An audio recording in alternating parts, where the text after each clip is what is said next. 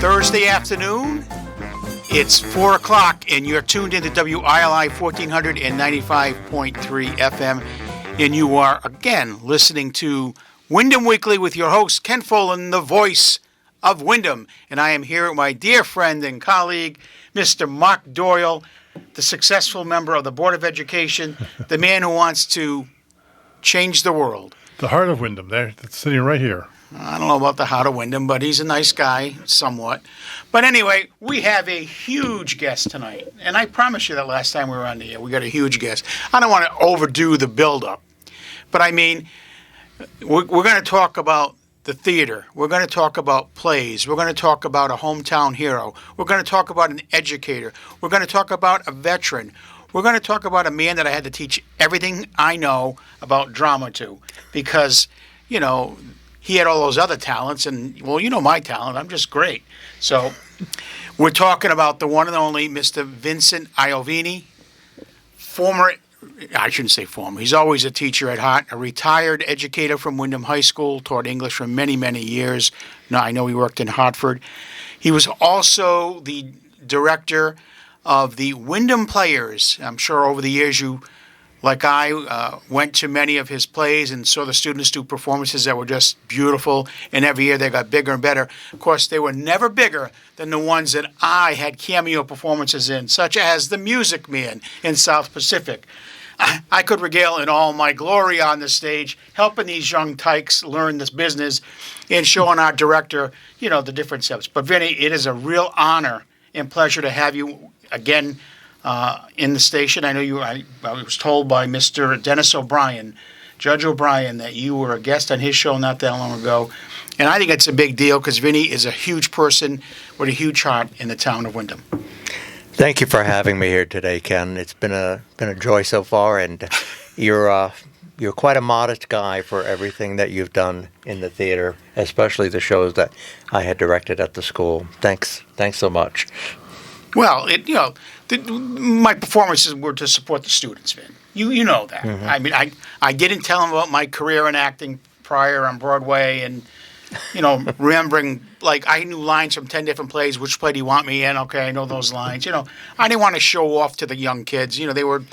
Some of them had aspirations to go on, and, they said, how can this guy just show up one day and go on stage and do it? Well, under the direction of Vincent Iovine, I was able to accomplish and get an Academy Award and a Tony and whatever other awards. I understand, Vincent, that I told you not to mention Rhode Island, but I don't know if you realize that Ken got 2 Clammys from Rhode Island because he didn't quite get to the Emmy level, but he got 2 Clammys for his ability to... That's big. Yeah. That is big. Yeah. Congratulations. Thank you. So besides being I love Vin when he taught at the high school. He was one of those dedicated teachers, and I know Mark is a member of the Board of Ed. I was on the Board of Ed back in the day with him. Really enjoy and appreciate those who care about our students.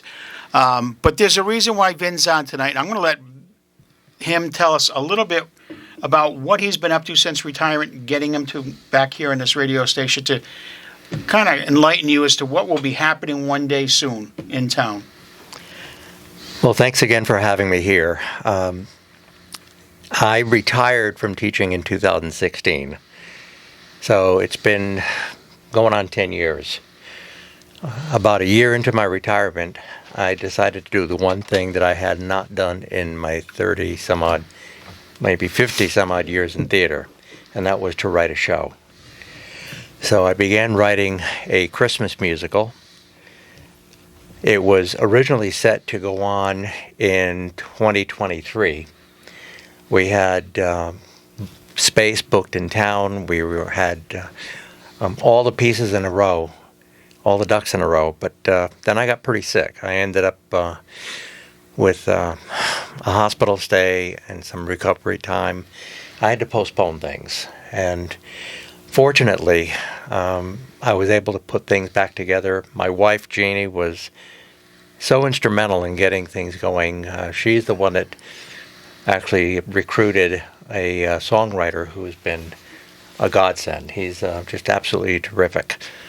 And he's working on the songs right now. He's pretty much close to finished with Act 1, and he's going to be doing Act 2 very shortly.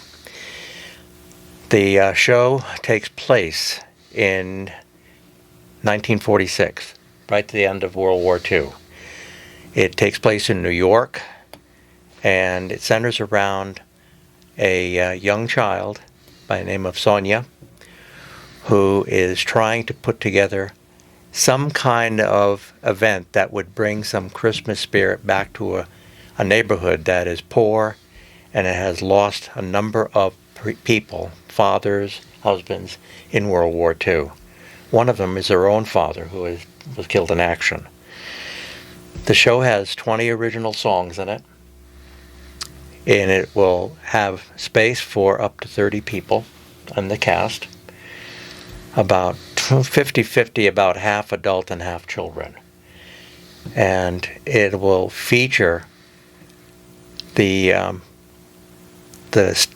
home of the girls, the place where her mother works. She runs a homeless shelter right in town. And many of the conversations, many of the scenes take place at the shelter with the shelter residents. The title of the show is Through the Eyes of a Child. And the subtitle, which was a suggestion given to me by a friend of ours, is The Story of Angels and a Child Who Believes in Them.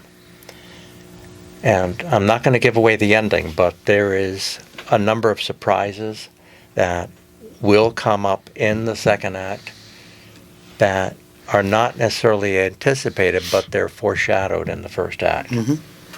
Vin, let me ask you this. So I know there was obviously for health reasons and COVID and everything, so a delay in doing this. And I remember talking to you about it because you wanted me to do a cameo, of course, at one point.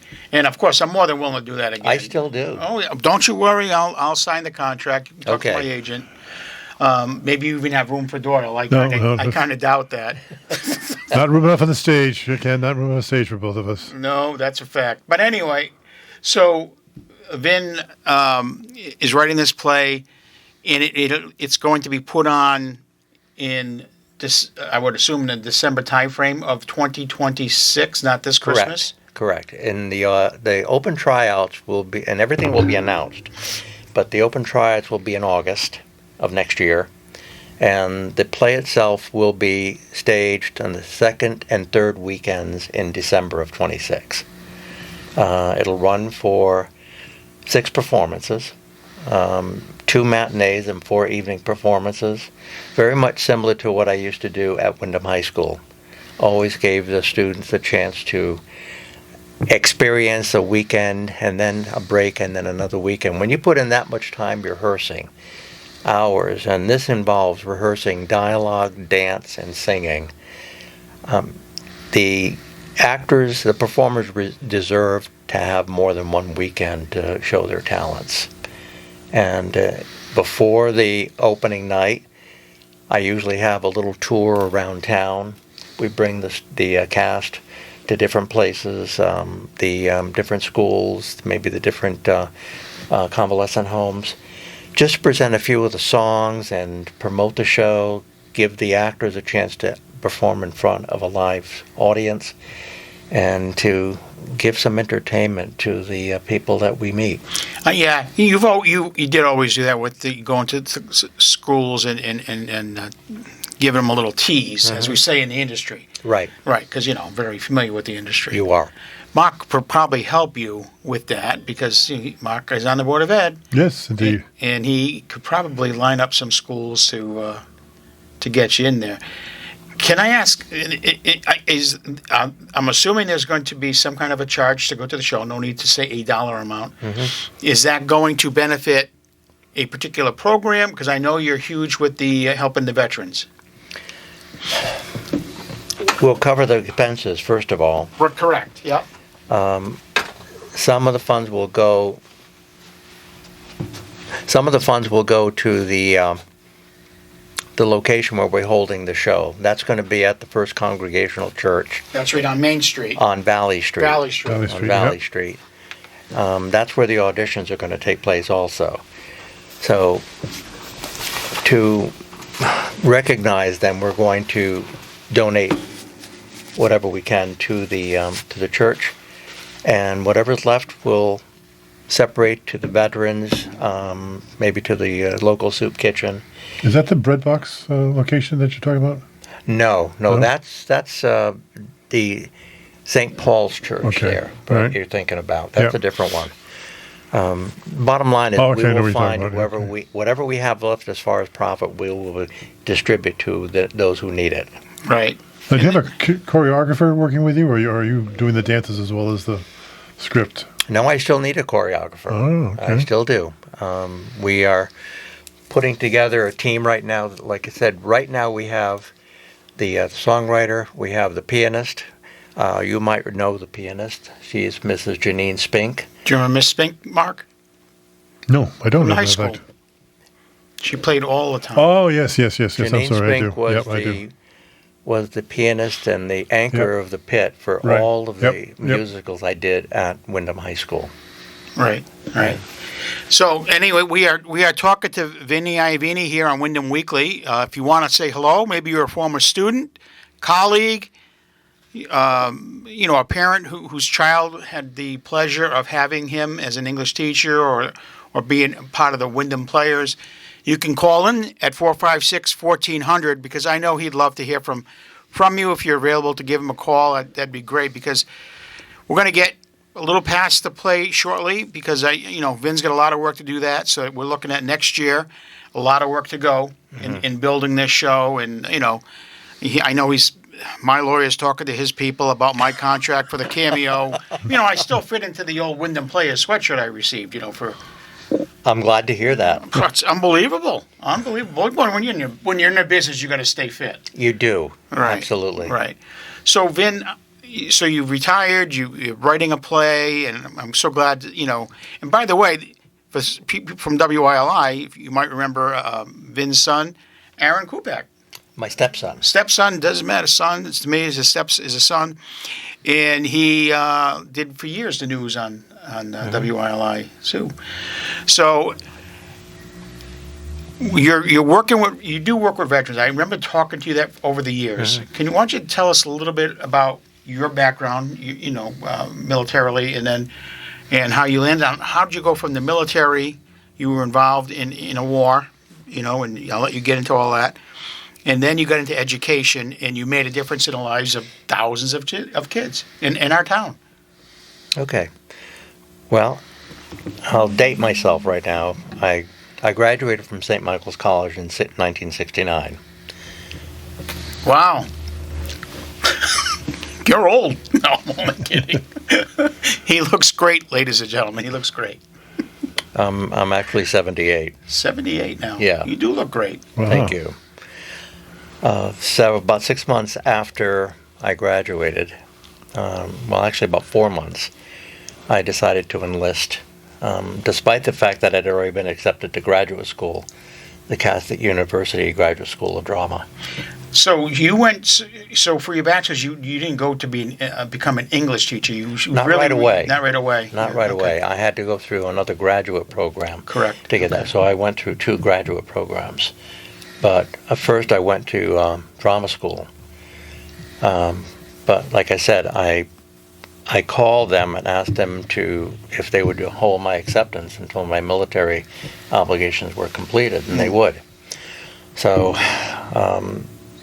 I think it was the end of August. I forget the dates now specifically, but about a week before I left for basic training, a friend of mine convinced me to go to a concert with him as a going away present. So we both went to the Woodstock Music Festival.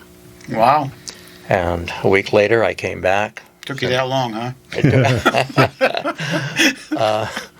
And I went to basic training. Very quickly, I decided to test myself. I applied for special forces training.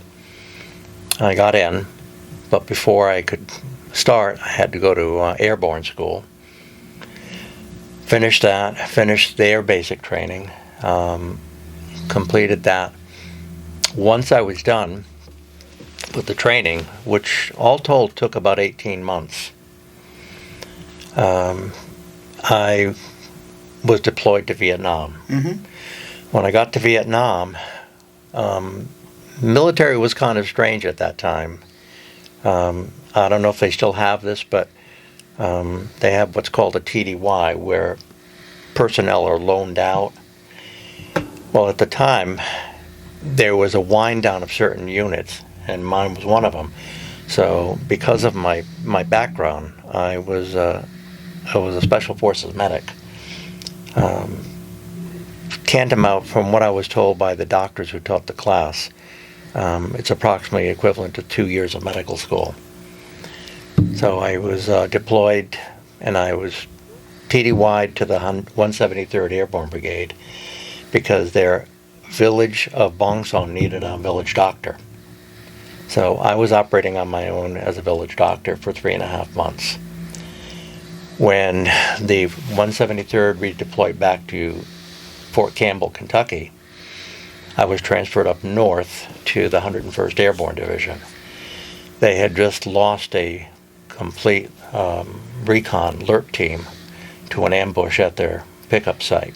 So they rebuilt the team, and they needed a team medic. So I was their team medic for 8.5 months. And once that was done, I was discharged. I left Vietnam in '72, and I discharged the same year. I came home, enjoyed some time over the summer, worked with the at the Eugene O'Neill Theater for a little bit, and then in August of that year, I left for graduate school.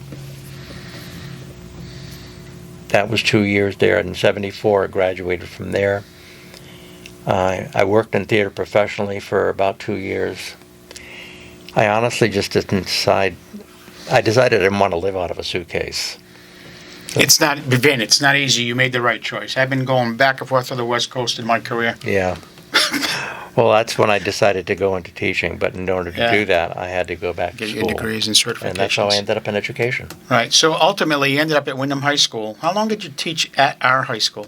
13 years. 13 years. And I know for a fact you had a huge impact on that school. We did 28 shows in 12 years. Yeah, I ran the program. Let's talk a little bit about the golden years at Windham High School, because I had some great directors and teachers who ran the theater program for a number of years. I know your predecessors. Unfortunately, we've lost a couple of them. Dan Line. I met Dan. Yeah, and I think most of those from that era. But did you get involved with any of those years and the golden, what I call the golden years of musical theater or theater for the high school? Dan stopped by a few times. He never got involved directly in the shows, as far as I can remember. But as far as any of the other members of the golden years, no, I never. I knew of them, but I never met them. Were you part of the? I can't remember how long ago. My neighbor, what's his name? I've talked to him like 10 times in the last couple of weeks. I kept bumping into him everywhere, and I can't remember his last name. His father was a school principal. Mark, can you help me out with that name? He ran the No Free Shelter at one point. I'm so sorry for. I'm just a blank. But he and a few other people put on this. Jimmy Barron? Well, Jimmy Barron was definitely part of it. Kaminsky was part of it, and this guy was too. And God, I'm going to be embarrassed when I run into him again. But because he still lives in town, he lives down the road from me, and they put on this huge performance. I can't recall a few. They were, there was Ed Giovanni. They had the. Oh, that's back when they were paying tribute to the coaches. Yeah, they wanted this. Ed, Dan. There was a woman.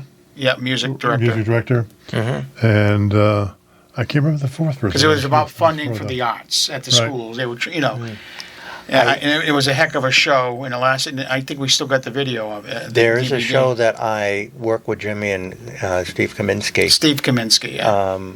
I was doing the tech at the time, so I did the tech for their show.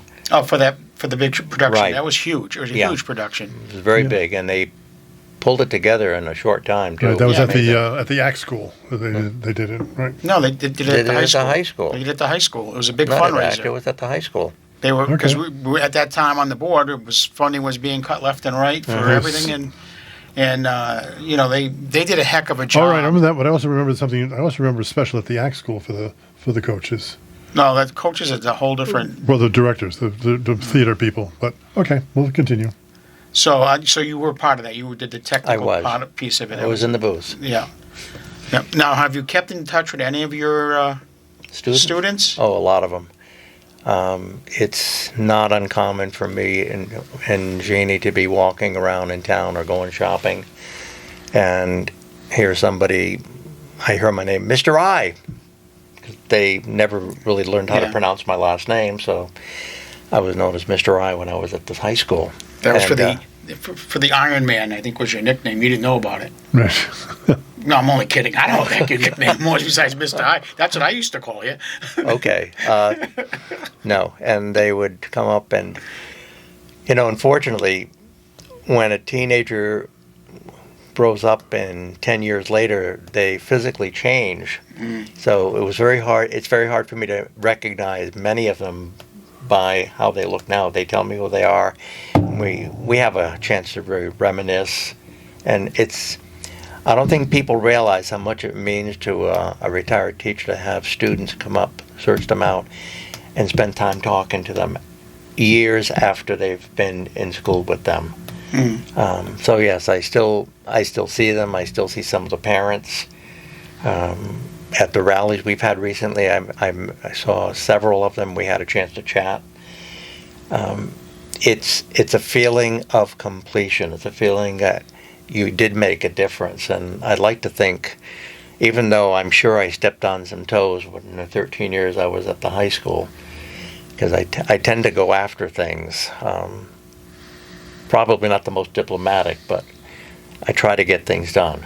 Yeah, I remember being in the trenches with you trying to. Well, we finally did get the money out of the town to buy it was like 25 grand when you were trying to fundraise for it, and I went to for the curtain, the tri-board, the new curtain, the curtain money. Yeah, you and I went those to campaign for the money, and then we had to go back there again to get them to finally write the check. I remember sitting in the controller's office before they finally wrote the check for us.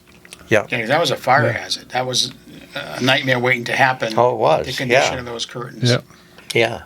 Have you gone to the high school since the renovations happened? I was at the high school while the renovations were in process. This was the summer before this past one. And I was able to see some of the work that was being done. Unfortunately, when I was there, the auditorium had become a staging area for supplies. Right. And it had not been addressed yet. But my understanding from people who were there is that the auditorium is beautiful. I think as a former educator and a taxpayer, I think any taxpayer should take a stroll in there. Go to the main office, talk to Pam Kavanaugh, and take a tour of what you paid for. It came out very, very nice. Nice. Compared to when you were there, there's a whole new control booth, and there's a whole new. The lights are all different. The stage has been redone. The sound system in there is excellent. They cut the size down, I think, which probably helped with the sound system. But it's a beautiful feature now. We have our board meetings there every month. So check it out on TV or on the computer. Yeah, my understanding is that it's just gorgeous. That they did a great job. They even replaced the piano for you. Did they really? Yeah. That's wonderful. Yeah, got a little damage in the construction thing, supposedly, so that's what happened there. Because that wasn't on the docket, but... Well... So Janine can come in anytime and just play that. Tell her she knows Mark Doyle. She knows? Yeah. Okay. Yeah. They'll open the door, maybe. They'll mention my name. She may be listening, because I alluded to that I would be on I'm hoping today. someone calls in today, because I think it'd be great, 456-1400. So Vinny, are you involved with the local vets groups that we have here in town with this play, or is it you're separate? You know, It's basically on my own.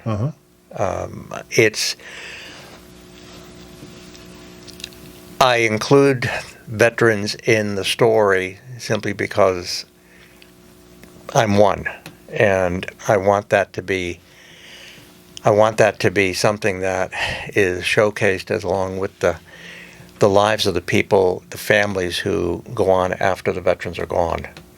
I think that's something that is all too often forgotten. Those people the families that have to deal with the loss and have to move on afterwards.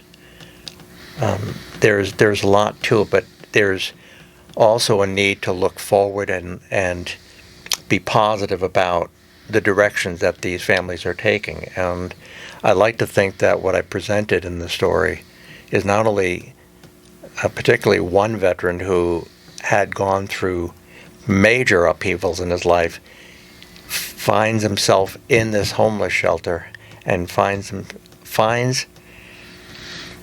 for want of a better term, finds a family that allows him to move forward at his own pace. And for me, that was something that worked in my life. I know when I returned from Vietnam, I was very headstrong. I saw I felt I was okay, but everyone else was sick. I was the one that was all right.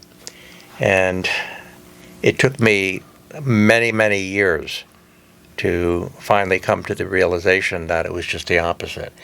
And that's when I started getting some assistance. The VA has been very good to me. I still have a therapist that I see about once a month, and it's been wonderful. And my wife has been a source of support from day one. I met her through my work at the VA when I was first back before I got into education. I worked as a counseling technician for the Department of Veterans Affairs. And one of my posts was an outreach post to the Willimantic Soup Kitchen to work with veterans who couldn't get into the office, help them get their benefits, get their paperwork from the VA. They didn't know how to do that. And at the time that I was working there, she was the director of the soup kitchen, and that's how we met. So it was It's a very giving family. Your family has always been out in the forefront of this.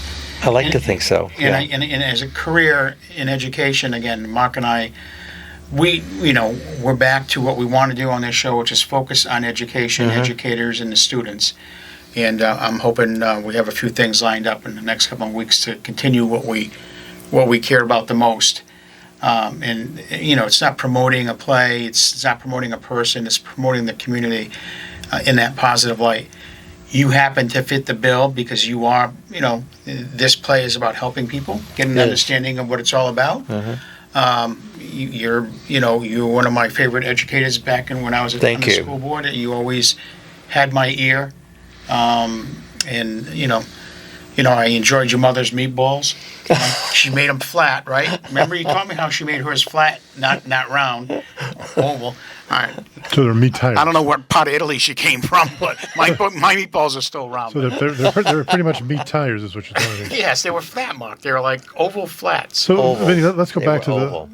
Let's go back to the beginning of your career with us, with the high school. How did you get to Windham? What did someone recruit you? What made you select Windham High School, and how did you get here? Very simply, it was a matter of logistics. I had completed 4 years at Hartford Public High School. I had staged several shows at Hartford Public, Joseph and the Amazing Technicolor Dreamcoat, Dracula. Those were the two main ones. Ken was a corpse on one of those Dracula performances. See, he doesn't know my career with you. He doesn't understand the fact I was in South Pacific. No. I was in South Pacific, right? Right. And Paul Perzanowski was a superintendent at the time. And he was in it too? And he was in it too. We were both military police for the Navy, and we had to improvise every night because you kept saying, you got to talk like you're on the shipyard and scream because there were kids like way up high pretending they were on this big boat. And every night I cussed more. Yes, you did. Because I got braver. I said, well, I'm not going to lose any votes if I just turn around and really swear at these kids. But it was a fun experience to the point where I said, okay, the next year you did The Music Man. You remember what happened to me? Knocked unconscious by a harmonica. No, it was the train, exactly. It was a Friday night performance Paul and I, once again, were supporting the kids in that theater program. They were driving the train. We're driving a train, and we had, we knew how it was supposed to work because we did it in practice. And we're driving a train, and I took a second to look behind me because Paul would be the driver, and I whispered to Paul, "This isn't good, Paul." He goes, "What's the matter?" "We're not pulling any train. There's no one behind us," because someone had disconnected the train from the golf cart, which is right. And but the kids are smart enough. They all walked in and did the scene. Did the scene, not being in their little separate seating things and everything else. Did not miss a beat. And then Paul smashed into a wall. Well, that's why I canned him as a superintendent now. Okay. So let's go back to your Let me finish answering a brief interlude Mark's there question. from Mr. Hanfield, Mr. Folland. After 4 years, I figured out I had put in one more year commuting back and forth. Yep. It was almost 500 miles a week.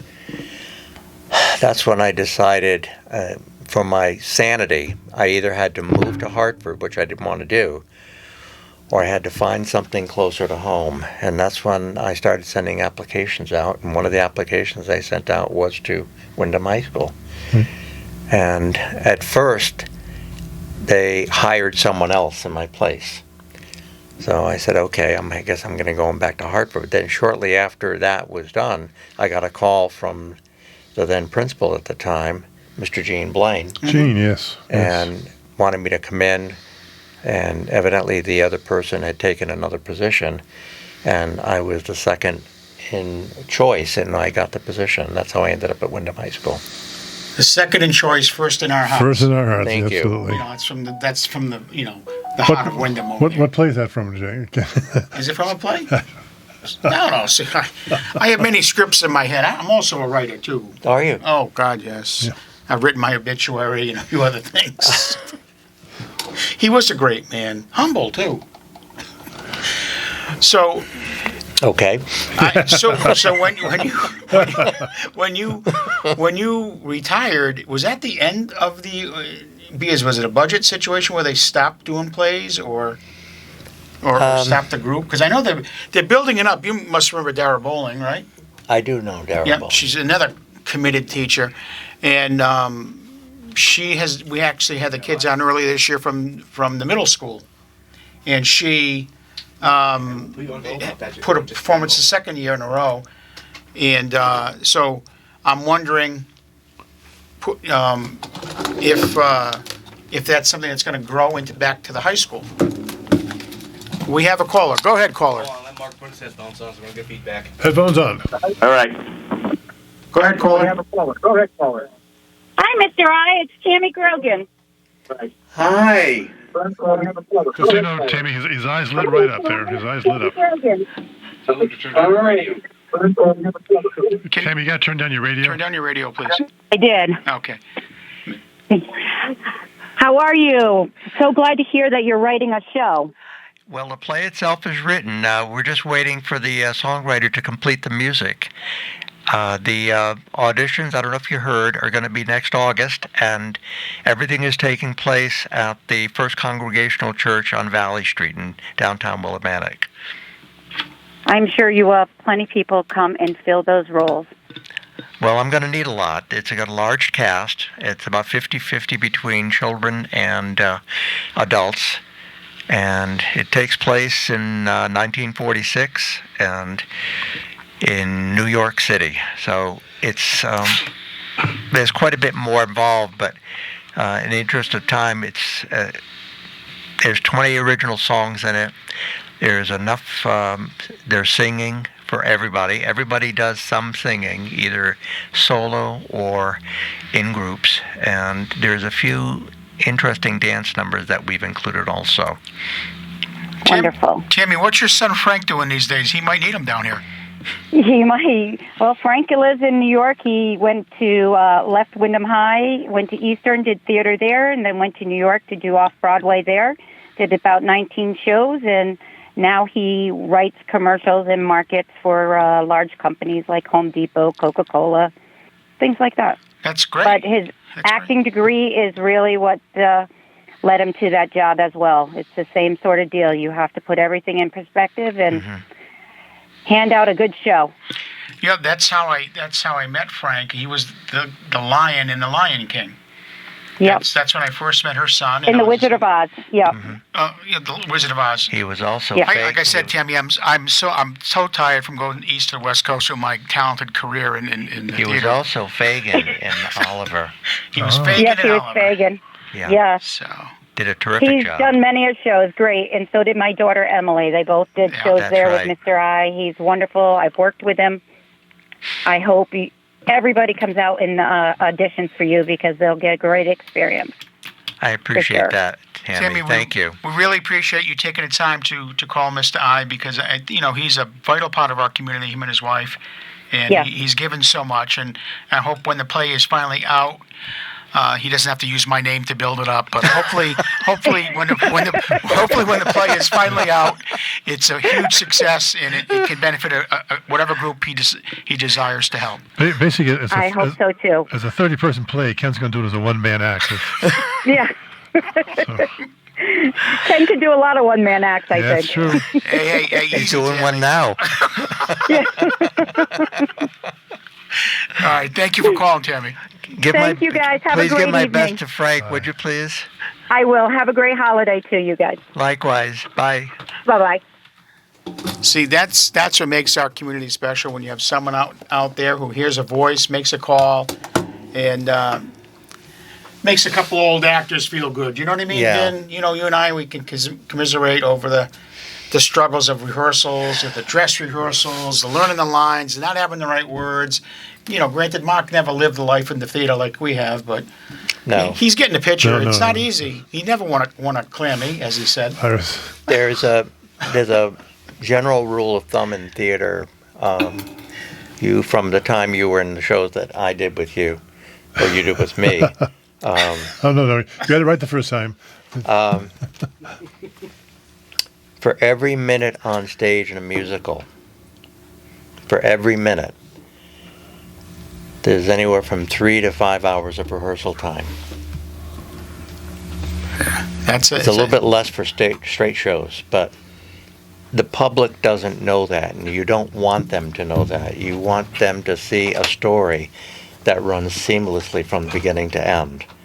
And there's no breaks, there's no pausing, there's no wondering what's going to be said or done. And if something does happen that's not rehearsed, how you react on stage is going to dictate whether or not it's going to succeed or not. So you said there's 20 songs in this play that you're writing or have written. So is this a musical? Is this a drama? It's a musical. It is a musical. Okay. A Christmas musical. A Christmas musical. A Christmas musical. So- That's why it's taking place in December. So you had meant you held that secret from us. I thought I did. I'm sorry if I I don't recall didn't. hearing that. No, but I do, but that's okay. it's a Christmas musical, so it's not a drama. It's more uplifting. It's more. Give me an idea of the. I'm trying to put it in place of musical comedy or. Is it more like White Christmas? When they helped save the general? When Mickey Rooney says, "Let's put on a play." Let's put on a play. I Let's go. tried to put in the different elements that will make the story realistic. Nobody lives a life that they're always laughing, and nobody lives a life that they're always crying. So there's elements of both. There's pathos and there's joy. And I like to think I've included all of that. Is the ending uplifting? Absolutely. I Good. think it is Good. uplifting, Yep, and yep. I wouldn't have it any other way. That's what you want for a Christmas show. Yep.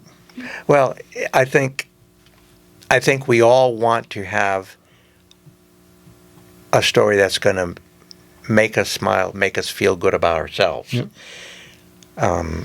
Not too many people I know enjoy coming out of something and wanting to put a pencil in their eye. So that's not my style. Have you ever run a campaign? Have you done the show with Ken? I'm good at the impromptu stuff. Yeah. You miss the line, you make it up. This is what it should say anyway. The That writer was wrong. happens. That happens Yeah. more than audience understand. Yeah. That happens. What's important is that the actors don't skip a beat. And in rehearsal, you've been there enough. You saw me in action. What do you remember? What I normally told the kids? Do it again and do it right, or you're done. I may have said that once or twice, but I also emphasize that no matter what happens on stage, you don't break your character. Right. You make it work. You find if you miss a line or someone miss a line, you find your way back to where you need to be. But don't ever lose control of the story. The audience did not come to watch someone trying to make up lost time. They want to see a story. Correct. Yeah, and like you said, seamless too, because no one knows what the words are all the time. You're not up there to be a parrot. Well, they pretty much know what the words are. Yeah, those kids were smarter than me. I could never memorize lines. That's why I made up everything every night. It was easier that way, Vin. You didn't yell at me. I didn't yell at you primarily because your line didn't affect anybody else's cues. Like you say, my lines weren't important. You were No, insignificant. I'm not saying. Wait a minute. You were All this insignificant. time- Yes. I'm not saying that. Yeah, What I'm yeah. saying is that your character pretty much was a character that had a stage by himself. That's what I need, a stage by myself. Yeah. You were just out there, just spinning the atmosphere. There was Ken.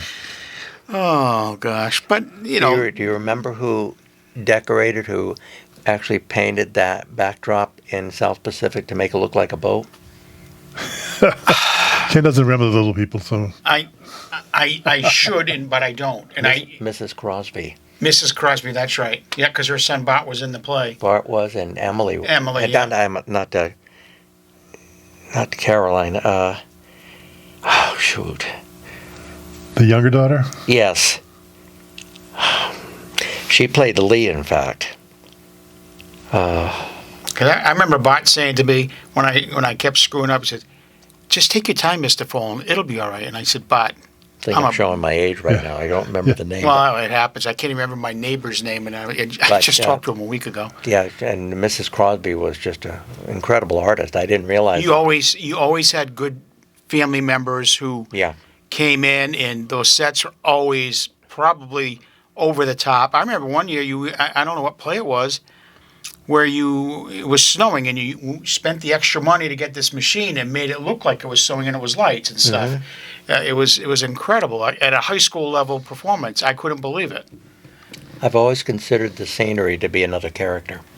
That's a good way of putting it. Yeah, no, it really is. And at that point, you had a good group of parents that were helping. I did. With the, Yeah, I was very fortunate. They were talented. They were committed. They felt it was part of their contribution. They took ownership in it. Yeah. And I think everybody who becomes part of a show at this level, the amateur level where there is no pay, and you're doing it because you love the craft, you have to be able to feel like you have made a contribution that's made that show better. Right. Yep. Well, it's important. I'm hoping, listen, I'm not going to fool anyone. We're not going to get into politics of it, but budgets are tighter than back then, Vin. Unfortunately, with the way things are. But it's, I know there was an effort made in the last at least 2 years bringing back plays at the middle school and having groups of kids. And then what? They have to give it up because we don't have it at the high school. And it's like, the kids who want to play soccer, they play soccer at the middle school. They go to high school as a high school team, and that's great. Or football, they played it for years, and a place to continue. It might be their last time playing. Some kids will go on to college. Some kids could have went on to the stage. But, just to have something at that high school, and I know a lot of people listen to it. I know this show, like Pat Risley does, and Mark as a member of the board. It's money is tighter than heck. I know. And it's not just, I'm not saying stipend the drama coach, it's just the materials, but you got a gorgeous auditorium, stage and seating and new lighting for what? For Board of Ed meetings? We need to get the community to get involved and get behind that as well, because it's something, another activity for kids who, they're not athletes. Not that they can't be, because some of those kids that were in those plays were athletes as well. But the time, that's the commitment that you used to make them You gotta commit. You gotta, and I feel that one of the greatest benefits students in theater can enjoy is the ability to excel in their classes. Think about this. The King and I, for example. Counting the pages that the songs are on it, because at every script, the end of the book has the music. This was a 140-page book. So you're asking students to memorize this. What do you think is going to happen when that student learns that they can do that and they do it?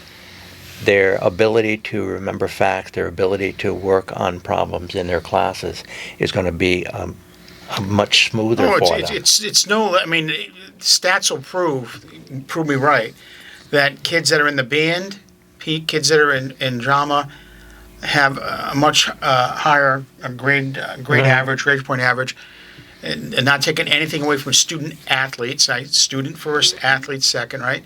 Student athletes. In either way, whether you're learning football plays, the discipline in having to get into shape and to learn and to play on the football field or soccer field, baseball field, the drama or music, it's an additional strain and tax on their time. But they learn time management one way or another, and more importantly, I think Mark would agree that it is like athletics, drama and music could be another hook, and again, another relationship with an adult in the building that hooks them to the school, and that's what we need. You also need an adult that's willing to put in the time. As Vinny's pointed out, it's a lot of time. It is. So for a lot of time. So it takes a teacher who's really wants to do it. Because there's a lot of time, not just from the kids, but from the teacher's viewpoint, the director's viewpoint. You've got to stage the show, get it all together, do your. It's a lot of work before and during. Yeah, I would finish my classes at 2:45. I would usually start rehearsal 3 or 3:15. End about 6:30. I would have to go upstairs for a little while to my classroom to get my paperwork. Take some aspirin. Bring my homework home. And get home about 7:30, sometimes 8 o'clock. To those flat meatballs. Eat that. The wagon wheels. My wife never made flat meatballs. No, she didn't. Time management. It's a long day.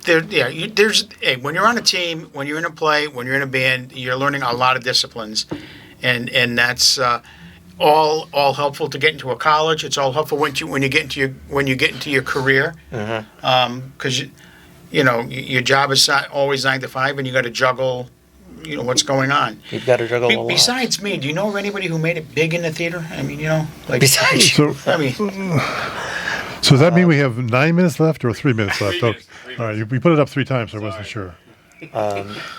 Nathan Coussant, I understand, has done very well in New York. Sounds like the last caller's son's done very well in New York. Yeah, Who's that? Frank made a nice career. Right. Frank made a really great career. He did really well. And I know it predates you, but Stephen Kaminsky has had an excellent career. I know Bridget DeAngelis did some fantastic work up at UConn when she was there for the costuming. Yeah. Windham over the years, and I'll leave it at that, has produced a number of outstanding citizens, and not just for this town, but they've moved all over the place. And I know their families are proud of them. Listen, we're going to wrap it up soon, and I sincerely thank you, Vin, and your wife, who's waiting out in the green room, as we say in the business, for taking time, even though you're retired and everything else. But I know you keep yourself busy. I do. This is important to get the word out now. We certainly want to have you in here next season because we want to promote the show when it's ready to go and tickets are up for sale and you got your whole team together. Maybe we'll have a few players come in and sing, and maybe I can show up and show a few pointers on how to really put it in. You'd always be welcome. Of course, I know that. Can you reserve a box for us so that we can? Yeah, we need tickets. A box? I want a box. A box seat? Right. I'll have to build one, but I think we can do that. But no, and sincerely, and I meant it before when I said to you, you were one of those teachers that made an impact, and you still do as a citizen of our community. Thank you. Thank you. Thank you, Vinny. So next week, we will have some special guests on. I'm hoping. I'm sure we will. I pushed Mr. Doyle to Well, see if we can who's get on next week, Matt? Sweeney kids and or the Nat Drug kids on here, and let's get to the elementary. Let's get to the foundation of our school district and see what's going on there. I think it's most important as we get into the holiday season and what's going on in that level. Just let the kids know that the students and children in this show are the 9, 10, and 11-year-old grade level. So I'll look like a talent scout for Oh you. yeah, when now I you see want it. us to, now you want us to be talent scouts for you. Wow. I do. Trust me, I can spot talent. All right, so this is Ken Folan, the voice of Windham, along with my friend Mark Doyle, the what? The heart of Windham. Yeah, okay. On Windham Weekly, and we thank you for listening and tuning in, and we'll see you all next week.